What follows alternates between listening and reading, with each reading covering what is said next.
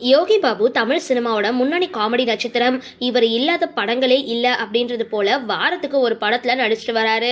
இந்த நிலையில யோகி பாபுவுக்கு பிரபல பத்திரிகையாளர்களுக்கும் சில நாட்களா சண்டை போறது எல்லாருக்குமே தெரியும். இந்த நிலையில யோகி பாபுவுக்கும் பிரபல பத்திரிகையாளர்களுக்கும் சில நாட்களாகவே சண்டை போயிட்டு இருக்கிறது எல்லாருக்குமே தெரிஞ்ச விஷயம் தான். இந்த நிலையில யோகி பாபு அந்த பத்திரிகையாளர்கள் பணம் எதிர்பார்த்தாங்க, நான் கொடுக்காததுனால இப்படி பேசுறாங்க அப்படின்னு சொல்லியிருந்தாரு. அதை தொடர்ந்து அந்த பத்திரிகையாளர்கள் ஒரு தயாரிப்பாளரை அழைச்சிட்டு வந்த போது யோகி பாபு குறித்து பேச வச்சுட்டாங்க.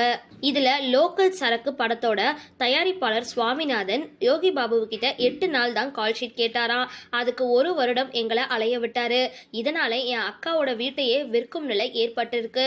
முழு பணத்தையும் கொடுத்தேன், ஆனா அவர் ஒழுங்கா ஷூட்டிங்க்கு வரல.